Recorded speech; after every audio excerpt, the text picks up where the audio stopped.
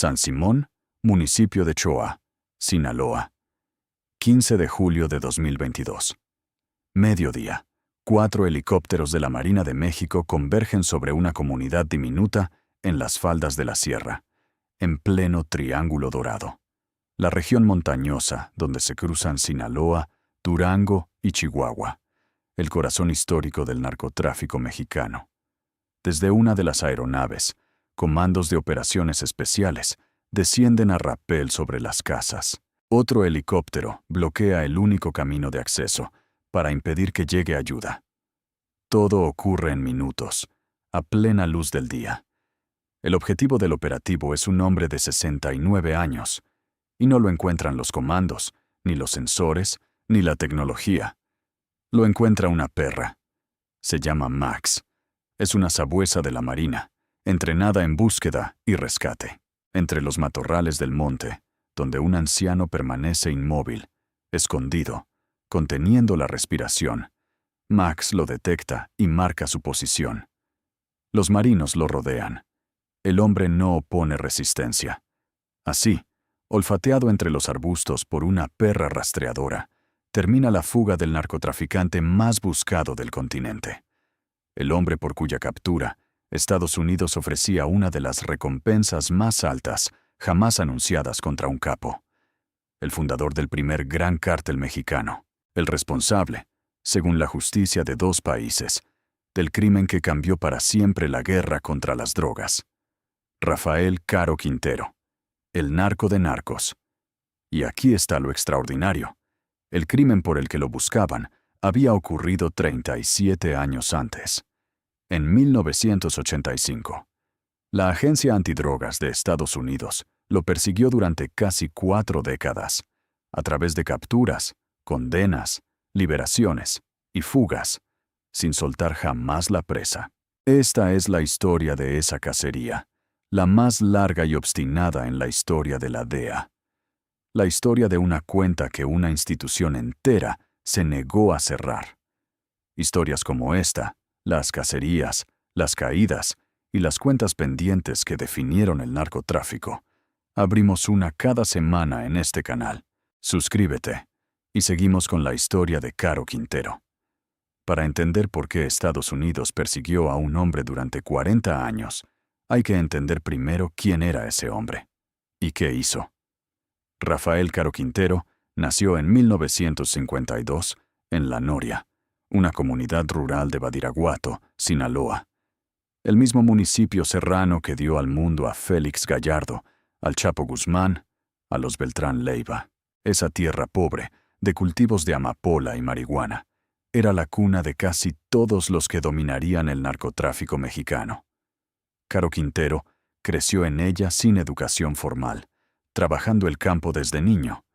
Y en los años 70, ese muchacho de la sierra se unió al proyecto que cambiaría la historia criminal de México, el Cártel de Guadalajara, la primera gran organización del narcotráfico mexicano, fundada junto a Miguel Ángel Félix Gallardo, el estratega, el jefe de jefes, y Ernesto Fonseca Carrillo, Don Neto, el veterano.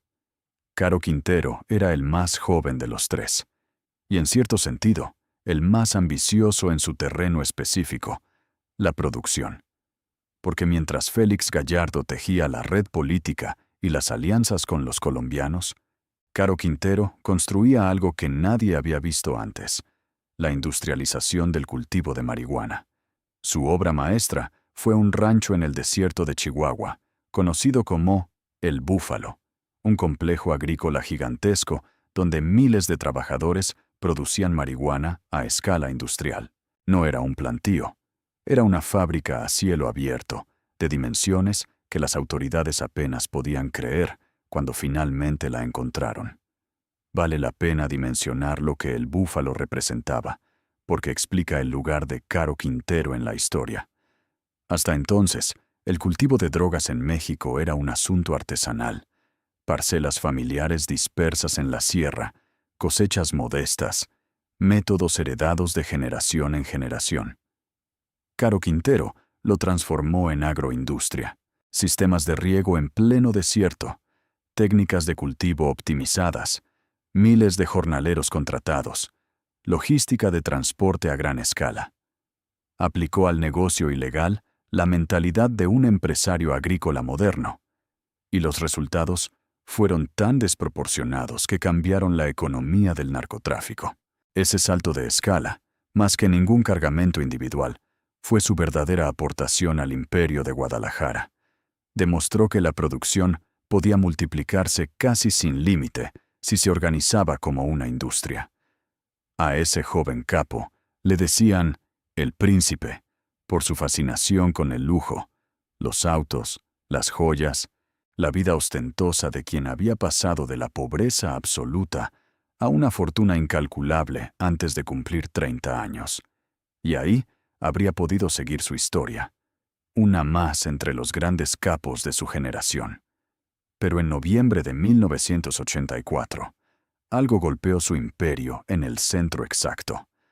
Las autoridades mexicanas, guiadas por información de la DEA, cayeron sobre el rancho El Búfalo y destruyeron el complejo entero.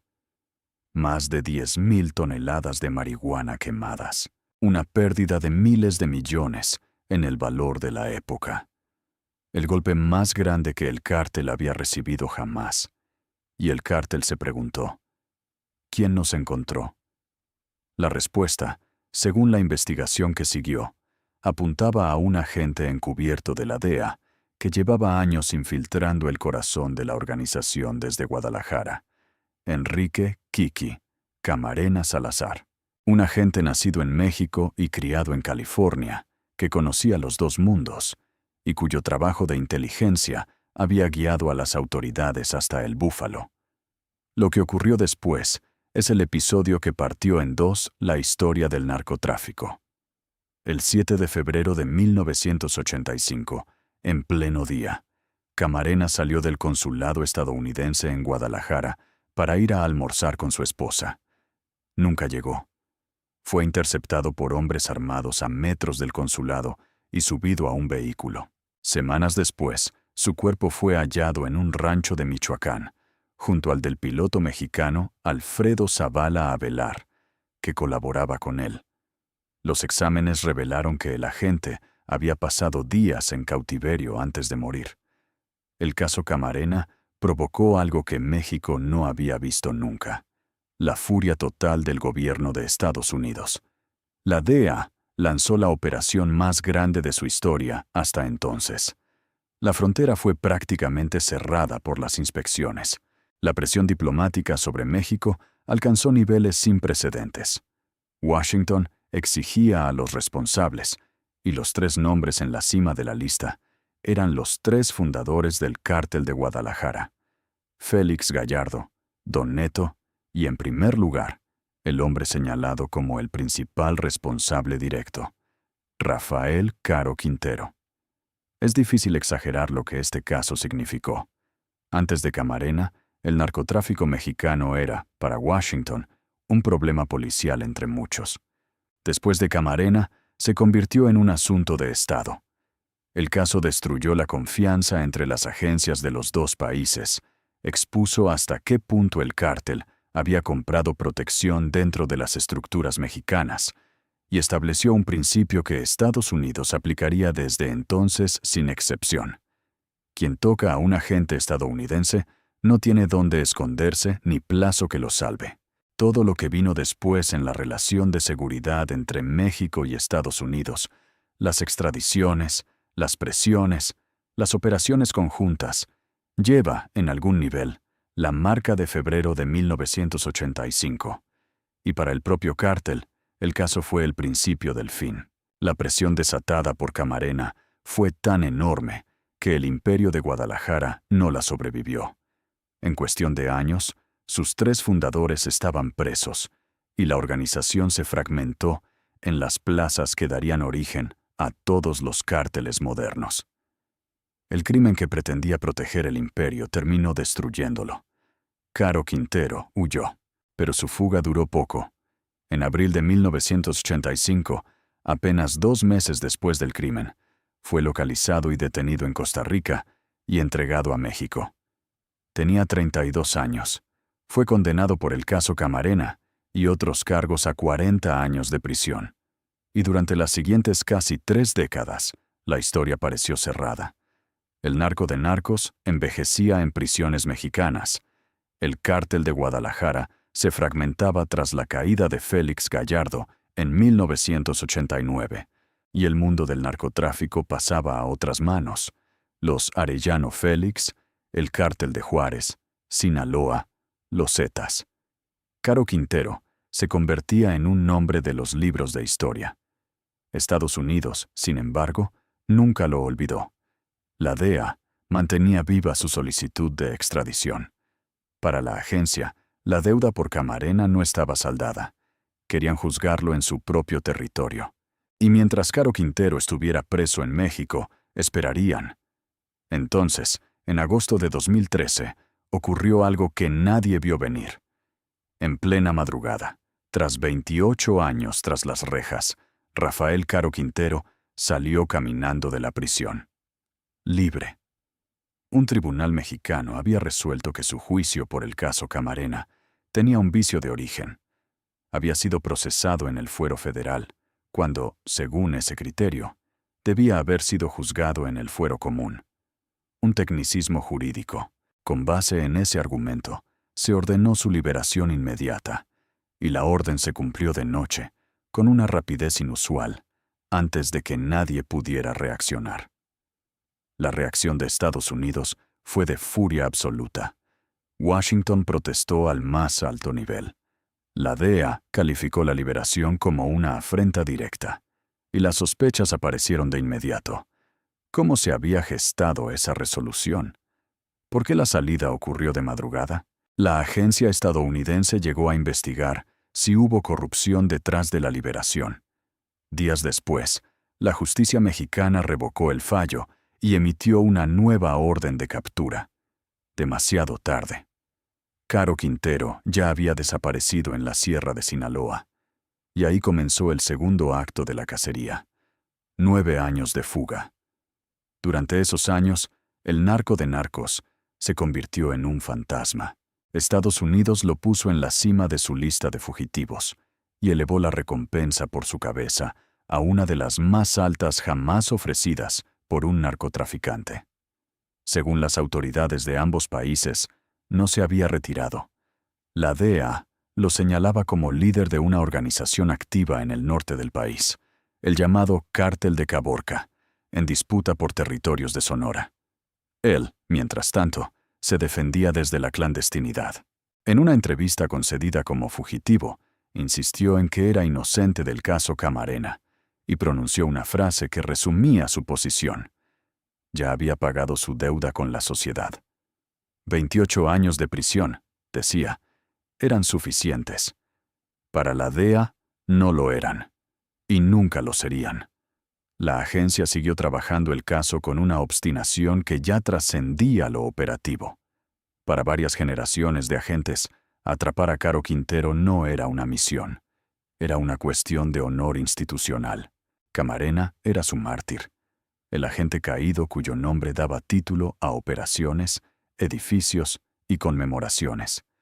Mientras el responsable señalado de su muerte siguiera libre, la herida seguiría abierta. El trabajo de campo e inteligencia continuó año tras año, hasta que en julio de 2022 la información cristalizó. Caro Quintero estaba viviendo en San Simón, una comunidad de la Sierra de Chua, Sinaloa. Llevaba meses ahí, protegido por la geografía y por vigilantes en la zona. El operativo del 15 de julio fue diseñado como una acción quirúrgica. 4 helicópteros, comandos descendiendo a rapel, el camino de acceso bloqueado para impedir la llegada de refuerzos, todo resuelto en minutos y a plena luz del día. Cuando los comandos peinaron la zona, el hombre más buscado del continente estaba escondido entre los matorrales, inmóvil, apostando una última vez a la invisibilidad que lo había protegido durante 9 años. Fue entonces cuando Max, la sabuesa de la Marina, lo encontró. La imagen recorrió el mundo. El legendario narco de narcos, el príncipe, el hombre de las recompensas millonarias, detenido a los 69 años, gracias al olfato de una perra rastreadora. 40 años de cacería terminaban en un matorral de la sierra. Pero aquel día de triunfo tuvo también un costo terrible. Horas después de la captura, un helicóptero de la Marina que participaba en las actividades operativas en la región se desplomó cerca de Los Mochis. 14 marinos perdieron la vida. La institución afirmó que el accidente no estaba directamente relacionado con el operativo de la detención, pero la tragedia marcó para siempre el recuerdo de esa jornada. La captura más simbólica en décadas quedó unida al día más luctuoso de la Marina en esa lucha. Caro Quintero fue internado en el penal de máxima seguridad del Altiplano, y comenzó la última batalla, la de la extradición. Sus abogados presentaron amparo tras amparo para bloquear la entrega a Estados Unidos, y durante más de 2 años lo consiguieron. Hasta el 27 de febrero de 2025. Ese día, el gobierno mexicano tomó una decisión sin precedentes. Entregó a Estados Unidos, en una sola operación, a 29 narcotraficantes presos, fuera de los mecanismos ordinarios del Tratado de Extradición. En ese avión iban los hermanos Treviño Morales, Vicente Carrillo Fuentes y el pasajero más simbólico de todos, Rafael Caro Quintero. Al llegar a territorio estadounidense, las autoridades prepararon un gesto cargado de significado. Al narco de narcos lo esposaron con las esposas que habían pertenecido a Enrique Kiki Camarena. 40 años después, el mensaje de la DEA era explícito. El agente, al fin, tendría justicia. Hoy, Rafael Caro Quintero tiene 73 años y está recluido en el Centro Metropolitano de Detención de Brooklyn, en Nueva York, bajo un régimen de aislamiento estricto. En ese mismo penal esperan sus procesos otros 2 nombres de esta misma saga. Ismael El Mayo Zambada, el último gran capo de la vieja generación, y Vicente Carrillo Fuentes, el heredero de Juárez. 3 eras del narcotráfico mexicano, en el mismo edificio de Brooklyn. Su situación judicial es la siguiente. Enfrenta 4 cargos: dirigir una empresa criminal continua, el caso Camarena, distribución internacional de narcóticos y uso ilegal de armas. La Fiscalía descartó formalmente la pena de muerte, pero ha declarado que no habrá acuerdo de cooperación y que su objetivo es una condena a cadena perpetua. El juez federal Frederick Block fijó el inicio del juicio para el 8 de marzo de 2027. Mientras tanto, la defensa explora una salida alterna, un posible acuerdo que evite el juicio, con una audiencia clave programada para octubre de 2026. En el mismo expediente está acusado uno de sus sobrinos. Si llega al juicio y es declarado culpable, Rafael Caro Quintero pasará en prisión lo que le quede de vida. Y aun si logra un acuerdo, el desenlace probable es el mismo. El hombre que salió libre una vez por un tecnicismo no volverá a caminar libre jamás. Vista completa, su historia deja una lección que ningún otro caso del narcotráfico enseña con tanta claridad.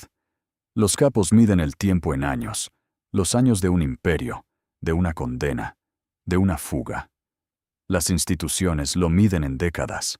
Caro Quintero sobrevivió a todo lo que puede sobrevivir un narcotraficante: a la caída de su cártel, a 28 años de prisión, a una liberación milagrosa, a 9 años de fuga en la sierra. Venció al sistema mexicano en cada ronda, pero enfrente tenía a una institución que no olvida, que transmite sus cuentas pendientes de una generación de agentes a la siguiente, y que estaba dispuesta a esperar 40 años. Y hay una simetría final que cierra el círculo de los 3 fundadores del Cártel de Guadalajara. Félix Gallardo, el jefe de jefes, lleva preso desde 1989, envejeciendo y enfermo en una cárcel de Jalisco. Don Neto, el mayor, cumplió su condena y terminó sus días en libertad por su edad avanzada. Y Caro Quintero, el más joven, el príncipe, el que llegó a saborear una libertad inesperada a los 60 años, terminó donde sus 2 socios nunca estuvieron, en una celda de aislamiento en Estados Unidos, esperando el juicio que la DEA preparó durante 4 décadas. Los 3 hombres que inventaron el narcotráfico moderno mexicano terminaron sus historias sin imperio, sin libertad o sin patria. Ninguno escapó. Quedan las preguntas que su historia deja abiertas. Habrá juicio en marzo de 2027, con testigos y archivos que reabran públicamente el caso más doloroso de la DEA, o un acuerdo silencioso cerrará la historia sin ese capítulo final. ¿Qué reveló realmente la liberación de 2013 y quiénes la hicieron posible? ¿Y qué significa, para todos los capos que hoy siguen libres, el mensaje de esta saga, que del otro lado de la frontera hay una institución capaz de esperar 40 años para cobrar una sola cuenta? Son preguntas que quizás se respondan en un tribunal de Brooklyn a partir de marzo de 2027. Lo único cierto es que la cacería más larga de la historia de la DEA ya terminó. Y terminó como empezó, con el nombre de Enrique Camarena presente en cada detalle, hasta en el acero de las esposas. El príncipe se quedó sin reino, sin fuga y sin tiempo. Y la cuenta de 1985, 40 años después, finalmente se está cobrando. Si quieres entender la historia completa del Cártel de Guadalajara, el imperio del que nacieron todos los cárteles modernos, y el destino de cada uno de sus fundadores, suscríbete al canal. Estamos reconstruyendo esa historia entera, un caso a la vez. Nos vemos en el próximo expediente.